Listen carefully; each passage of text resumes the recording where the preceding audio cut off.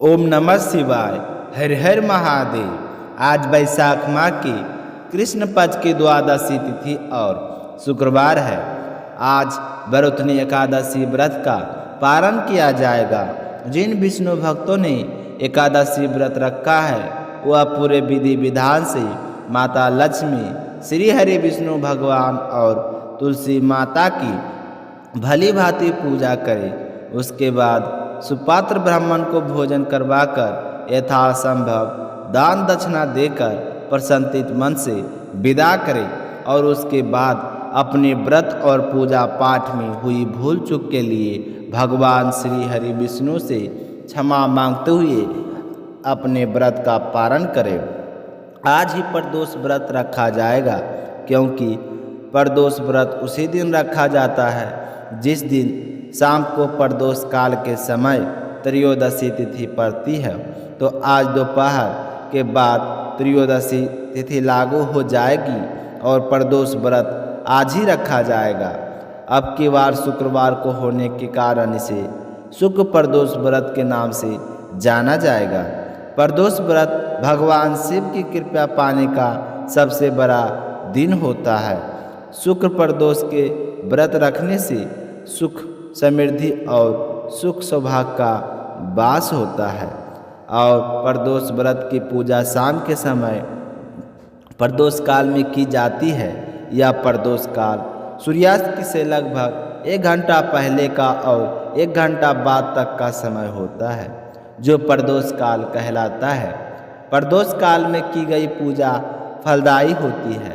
कहते हैं कि इस समय भगवान भोले शंकर कैलाश पर्वत पर नृत्य कर रहे होते हैं और बहुत ही प्रसिद्ध मुद्रा में होने के कारण वह अपने भक्तों को अपनी खूब दया बरसाते हैं और उनकी सारी व्रत मनोकामनाएं पूर्ण करते हैं। जो भी व्यक्ति प्रदोष व्रत रखता है उसे जीवन में किसी भी प्रकार का अभाव नहीं रहता। समस्त आर्थिक संकटों का समाधान करने के लिए व्यक्ति को अपने जीवन काल में प्रदोष व्रत जरूर रखना चाहिए। इस व्रत के प्रभाव से सब तरह की बीमारियां दूर होती है। भगवान शिव को ज्ञान और मोक्ष का दाता माना जाता है, तो सारे शिव भक्तों को प्रदोष व्रत की हार्दिक शुभकामनाएं। आप सभी के मंगल जीवन की कामना करते हुए सुनते हैं आज की कथा। प्रेम भाव से कहिए गणेश जी महाराज की जय हो। प्राचीन समय की बात है। द्रविड़ देश में एक पांडव वंशी राजा राज करते थे।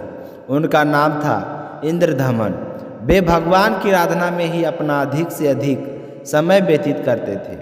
उनके राज में सर्वस्व सुख शांति थी। प्रजा हर तरह से संतुष्ट और खुशहाल थी। लेकिन राजा इंद्रधमन अपना समय राज कार्य में बहुत ही कम दे पाते थे। वे कहते थे कि भगवान विष्णु ही मेरे राज की व्यवस्था करते हैं, अतः वे अपने इष्ट परम प्रभु की उपासना में हमेशा लीन रहते थे। राजा इंद्रधमन के मन में आराध्य आराधना की लालसा दिनों दिन बढ़ती ही चली गई, तो उन्होंने राज को त्याग दिया और मलय पर्वत पर रहने लगे। उनका देश बेश तपस्वी जैसा था। सिर के बाल बढ़कर जटा के रूप में हो गए थे। वे निरंतर ब्रह्म परमात्मा की आराधना में लीन रहते थे। उनके मन में और प्राण भी श्री हरि के चरणों कमलों में मधुर बनकर रहते थे। इसके अतिरिक्त उन्हें जगत की कोई वस्तु अच्छी नहीं लगती थी। उन्हें राजकोष, प्रजा तथा पत्नी आदि किसी भी प्राणी या पदार्थ की कभी भी याद नहीं आती थी। एक समय की बात है कि राजा इंद्रधमन प्रतिदिन के भांति स्नान आदि से निवृत्त होकर सर्वसमर्थ प्रभु की उपासना में लीन थे। उन्हें बाहरी जगत का तनिक भी ध्यान नहीं था।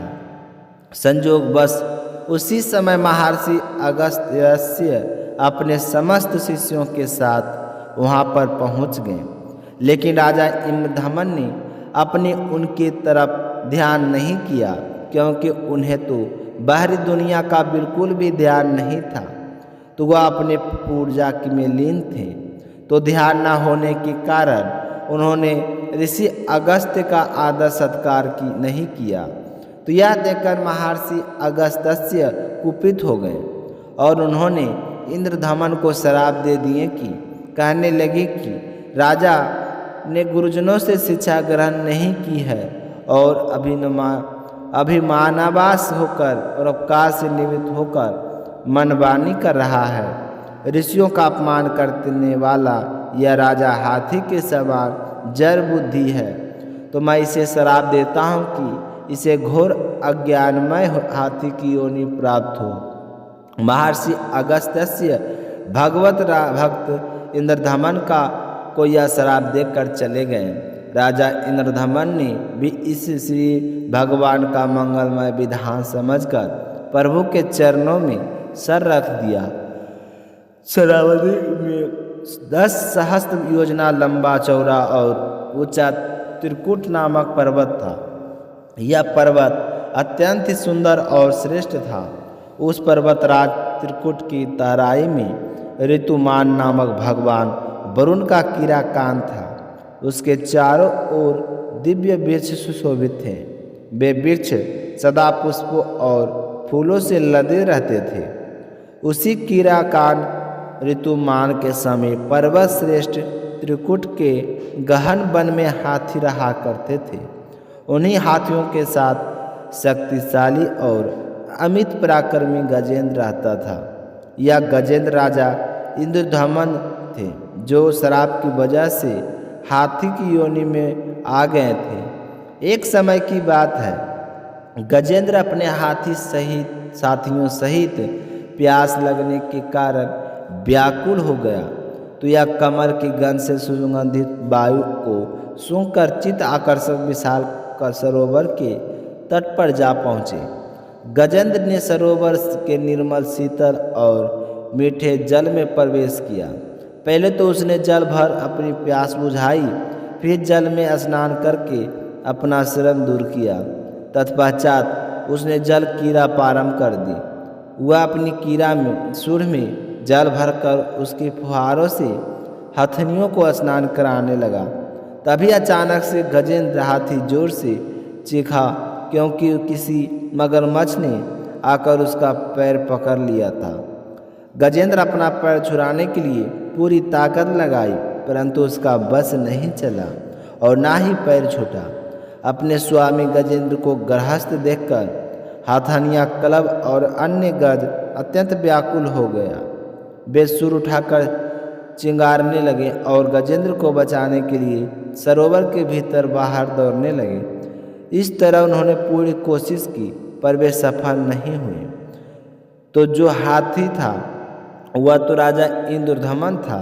महर्षि अगस्त्य के श्राप से हाथी बना था, और जो अंदर मगरमच्छ था वह महर्षि देव के श्राप से मगरमच्छ बने थे। वह गंधर्व श्रेष्ठ थे।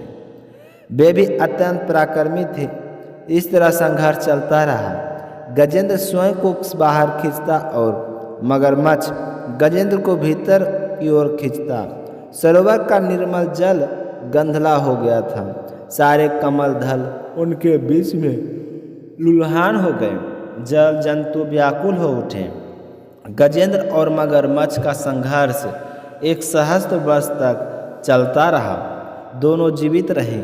यह दृश्य देखकर देवतागण हैरान हो गए। संघर्ष करते करते गजेंद्र का शरीर स्थिर हो गया। उसके शरीर में शक्ति और मन में उत्साह नहीं रहा, परंतु जलचर होने के कारण मगरमच्छ की शक्ति में कोई कमी नहीं आई। उसकी शक्ति बढ़ती गई। वह नवीन उत्साह से अधिक शक्ति लगाकर गजेंद्र को खींचने लगा। असमर्थ गजेंद्र के प्राण संकट में पड़ गई और उसकी शक्ति और पराक्रम का अहंकार चूर-चूर हो गया। यह पूर्णतया निराश हो गया। किंतु गजेंद्र को अपने पूर्व जन्म की याद थी।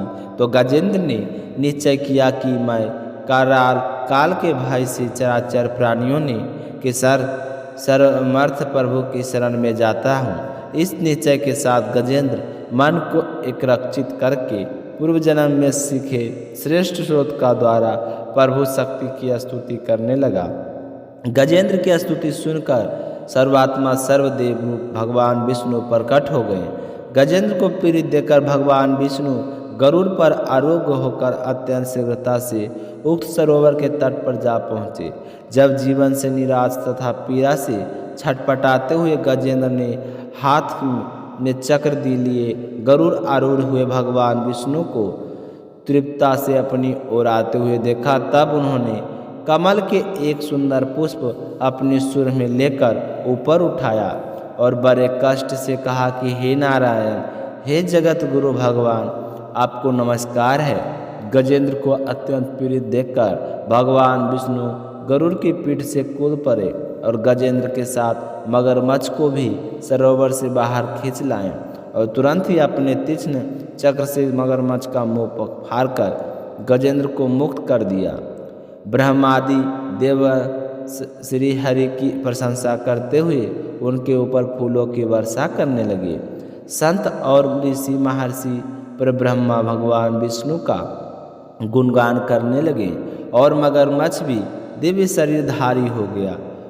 उसने विष्णु जी के चरणों में सिर रखकर प्रणाम और भगवान विष्णु के गुणों की प्रशंसा करने लगा। भगवान विष्णु के मंगलमय वर्ध हस्त के स्पर्श से पाप मुक्त होकर अभिशप्त हुए गंधर्व ने प्रभु श्री हरि विष्णु की परिक्रमा की और उनके त्रिलोक वंदित चरण कमलों द्वारा करके अपने लोक को चले गए। भगवान विष्णु ने गजेंद्र का उद्धार करके उससे अपना पार्षद बना लिया। गंधर्व सिद्ध और देवक उनकी लीला का गान करने लगे। गजेंद्र की स्तुति से प्रसन्न होकर भगवान विष्णु ने सबके समझ कहा कि प्यारे गजेंद्र, जो लोग ब्रह्म मुहूर्त में उठकर तुम्हारी की हुई स्तुति से मेरा स्तवन करेंगे, उन्हें मैं मृत्यु के समय निर्मल बुद्धि का दान करूँगा। यह कहकर भगवान विष्णु ने पार्षद रूप में गजेंद्र को साथ लिया और गरुड़ होकर अपने दिव्य धाम को चले गए। बोलिए विष्णु भगवान की जय हो। यह थी गजेंद्र मोक्ष की कथा।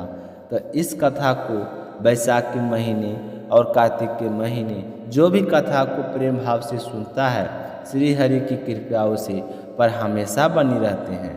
तो आप सुनिए दूसरी कहानी। प्रेम भाव से कहिए गणेश जी महाराज की जय हो। प्राचीन समय की बात है कि एक गांव में एक अंधा और अनाथ लड़का रहता था। उसका नाम था मोहन। वह मंदिर के बाहर बैठकर भीख मांगकर गुजर बसर करता था। उसी गांव में एक शंकर चाचा थे जो बचपन से ही मोहन की देखभाल करते थे। मोहन उन्हीं के साथ रहता था। वे सुबह उसे मंदिर के बाहर छोड़ जाते और रात को जाते समय उसे अपने घर ले आते। इसी तरह समय बीत रहा था। एक दिन मोहन ने शंकर चाचा से कहा कि चाचा, आप मेरा बोझ कब तक उठाते रहेंगे? बचपन से मेरी देखभाल करते आ रहे हैं। अब मैं आप पर और बोझ नहीं बनना चाहता। मुझे मेरे हाल पर छोड़ दीजिए। तो शंकर चाचा ने कहा कि बेटा, मैं तुझे अपना बेटा मानता हूँ और तू मुझे छोड़कर जाने की बात कर रहा है। अगर तेरी जगह मेरा सगा बेटा होता तो क्या मुझे छोड़कर चला जाता? तो यह सुनकर मोहन रोने लगा। तब शंकर चाचा ने उसे समझाते हुए कहा कि तू गणेश मंदिर के बाहर बरसों से भीख मांग रहा है। समझ ले कि तू उनकी शरण में है। उनकी पूजा कर, वही तेरी रक्षा करेंगे। बेटा, भाग पर किसी का जोर नहीं है। तुम इस तरह रोते हो तो मुझे बहुत दुख होता है। मैं तुझे माता पिता बनकर पाल पोस तो सकता हूँ, पर तुम्हारी आँखों की रोशनी कहाँ से लाऊं? जब तू परेशान होता है तो मुझे बहुत बुरा लगता है। तुम मुझसे वादा कर, आज के बाद कभी भी नहीं रोएगा। तो मोहन कहने लगा कि चाचा, मैं आज के बाद कभी नहीं रोऊंगा, पर मैं भगवान की पूजा कैसे करूं? मैं तो भिखारी हूं और भिखारी को मंदिर की जाने की इजाज़त नहीं होती। तो मैं मन ही मन गणेश जी को याद कर लेता हूं। तो शंकर चाचा ने कहा कि बेटा, तू चिंता मत कर, एक दिन सब कुछ ठीक हो जाएगा। इस तरह बातें करते करते चाचा भतीजे सो गए। अगले दिन शंकर चाचा मोहन को लेकर गणेश जी के मंदिर पहुँचे। तभी मंदिर के पुजारी ने उन्हें रोका और कहा कि अरे इस भिखारी को कहाँ मंदिर के अंदर लेकर जा रहे हो? यह तो रोजाना मंदिर के बाहर बैठता है और इसे बाहर ही ले जाओ। तो पुजारी की बात सुनकर शंकर चाचा ने कहा कि भिखारी इंसान नहीं होते क्या? उन्हें पूजा पाठ करने का हक नहीं होता क्या? तुम कौन होते हो इसे पूजा से रोकने वाले? तो इस तरह सुनकर पुजारी को गुस्सा आ गया और उसने उन दोनों को ही मंदिर से बाहर निकाल दिया। तब मोहन ने कहा कि चाचा रहने दो, मैं यहीं बाहर बैठकर ही भगवान की पूजा कर लूँगा, आप इनसे बहस मत कीजिए।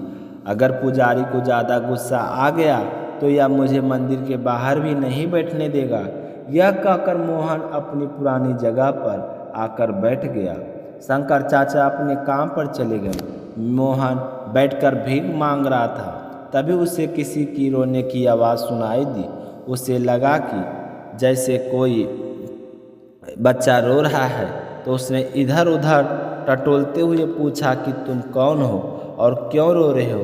तो उस बालक ने कहा कि मुझे बहुत भूख लगी है और मंदिर के पास की दुकान में बहुत ही अच्छे लड्डू रखे हैं, लेकिन मेरे पास पैसे नहीं हैं। तो मोहन कहने लगा कि कोई बात नहीं, तुम मेरे पैसे लेकर लड्डू खरीद कर खा लो।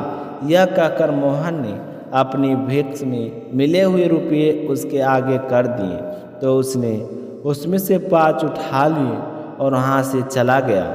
थोड़ी देर बाद वह बालक मोहन के पास आया और कहने लगा कि मैं 2 लड्डू लाया हूँ, एक मैं खा लेता हूँ और एक तुम खा लो। तो मोहन ने कहा नहीं, दोनों लड्डू तुम ही खा लो। तुम्हारा नाम क्या है? तो वह बालक कहने लगा कि मेरा नाम तो गणेश है, पास ही में मेरा घर है। मेरे माता पिता सुबह काम पर चले जाते हैं और मैं मंदिर में खेलने के लिए चला आता हूँ। यह कहकर वह बालक चला गया। अगले दिन से वह बालक रोजाना वहाँ आ जाता। एक दिन वह बालक आया तो उसने मोहन से कहा कि तुम मुझे रोजाना रुपये देते हो, कभी भी मना नहीं करते हो। तब मोहन ने कहा कि गणेश जी, मैं भगवान गणेश को लड्डू का भोग लगाना चाहता हूँ, लेकिन हम तो भिखारी हैं, हमें मंदिर के अंदर की जाने की इजाज़त नहीं होती है। जब तुम लड्डू खा लेते हैं तो मुझे ऐसा लगता है कि मैं गणेश जी को खुद भोग लगाने के लिए मेरे पास आए हैं, इसलिए मुझे लगता है तुम रोज़ाना आ जाया करो, मैं तुम्हारा इंतज़ार करता हूँ। तो इसी तरह समय बीतता गया। एक दिन गणेश ने मोहन से कहा कि मैं तुमसे मिलने और लड्डू खाने अब नहीं आ सकूँगा, मेरे माता पिता दूसरे गांव में जा रहे हैं। तो यह सुनकर मोहन तो रोने लगा। उसने कहा कि मैं तुम्हारे बगैर नहीं रह सकता, मैं देख भी नहीं सकता तुम कैसे हो, लेकिन जब तुम्हें रुपया देता हूँ तो मुझे बालक रूपी गणेश जी लड्डू खाते हुए दिखाई देते हैं और तुम मुझे छोड़कर जा रहे हो। नहीं, मुझे छोड़कर मत जाना, नहीं तो मैं जिंदा नहीं बचूंगा। तो मोहन की बात सुनकर गणेश कहने लगा कि ठीक है, तुम मेरे साथ मेरे घर चलो, मेरे माता पिता से बात कर लेना, अगर वह मान गए तो मैं तुम्हारे पास रोजाना लड्डू खाने आता रहूँगा। तो मोहन गणेश के साथ चल दिए। काफ़ी दूर चलने के बाद मैं उसने पूछा कि गणेश, मुझे ऐसा लग रहा है कि हम बहुत दूर आ गए हैं, तुम्हारा घर किधर है? तो गणेश ने कहा बस पहुंचने ही वाले हैं। थोड़ी दूर पर चलने के बाद मोहन ने फिर पूछा, उससे कोई जवाब नहीं मिला। तो मोहन ने बार बार पुकारा कि गणेश, तुम गणेश कहाँ हो? लेकिन सामने से कोई आवाज़ नहीं आई। तो मोहन घबरा गया और सोचने लगा कि गणेश ना जाने कहाँ चला गया है, मुझे पता नहीं कहाँ लेकर आया है, मैं घर कैसे जाऊँगा, शंकर चाचा को कैसा पता होगा कि मैं यहाँ पर हूँ। इसी तरह घबराया हुआ जल्दी जल्दी चलने लगा तो उसका पैर किसी पत्थर से टकरा गया और वह गिर पड़ा और गिरते ही बेहोश हो गया। और थोड़ी देर बाद वह होश में आया तो उसके सर में बहुत ही तेज दर्द हो रहा था। वह आँख वहाँ से जैसे तैसे खड़ा हुआ और जैसे ही आंखें खोली तो उसे सब कुछ दिखाई दे रहा था। तो हैरान हो गया। तभी उसने सामने गणेश जी खड़े हुए दिखाई दिए। तो मोहन ने उनके पैरों में जाकर गिर पड़ा। तो गणेश जी ने उससे कहा कि मोहन, जिस दिन तुम्हें मंदिर के जाने से मना कर दिया था उसी दिन से मैं भोग लेने के लिए हर दिन तुम्हारे पास आता रहता था। तुम इतने गरीब थे फिर भी मुझे रोज़ाना लड्डू खाने के लिए रुपये देते थे। तो मैं तुम्हारी श्रद्धा भक्ति से बहुत ही प्रसन्न हूँ।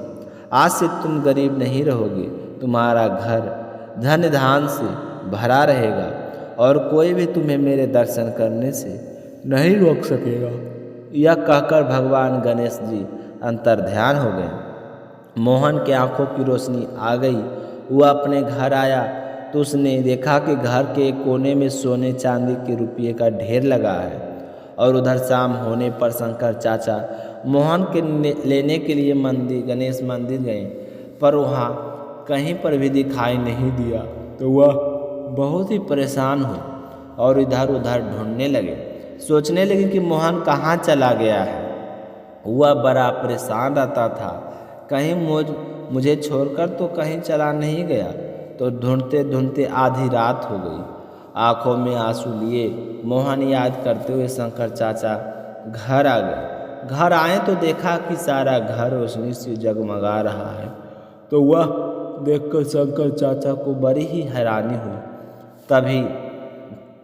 तभी शंकर देखा मोहन ने बाहर आया और शंकर चाचा को देखते ही उनसे लिपट गया और कहने लगा कि चाचा देखो, मुझे दिखाई देने लगा है। आपने सच कहा था कि भगवान मेरी रक्षा करेंगे। देखो आज गणेश जी भगवान ने हमारी कितनी मदद की है। मेरी आँखों की भी ठीक हो गई है। अब हमें खूब सारा धन दिया है। आज के बाद से हम दोनों रोज़ाना गणेश मंदिर जाया करेंगे। अब से हमें मंदिर जाने से कोई नहीं रोक सकेगा। तो अगले दिन से ही मोहन ने नए कपड़े पहनकर शंकर चाचा के साथ लेकर गणेश मंदिर जाने लगा। अब उसे अंदर जाने से कोई भी नहीं रोक सकता था। गणेश जी इस चमत्कार को देखकर पुजारी को भी बड़ी ही हैरानी हुई। उसने मोहन से माफ़ी मांगी और कहा कि बेटा मुझे माफ़ कर दो। मुझे नहीं पता था कि भगवान की पूजा करने के लिए धन और नहीं सच्ची श्रद्धा की ज़रूरत होती है। तो मोहन कहने लगा कि पुजारी जी शायद तुम सही कह रहे हो, लेकिन मुझे पता है कि भगवान की पूजा करने के लिए धन की ज़रूरत होती है। क्योंकि आज मेरे पास धन है तो आप भी मुझे पूजा करने से रोक नहीं रहे हैं। यह सुनते ही पुजारी जी की आंखों में आंसू आ गए। हे विघ्नहर्ता गणेश जी, जिस तरह आपने मोहन की रक्षा की है वैसे सबकी रक्षा करना। बोलिए गणेश जी महाराज की जय हो। तो आप सभी चैनल को सब्सक्राइब करें।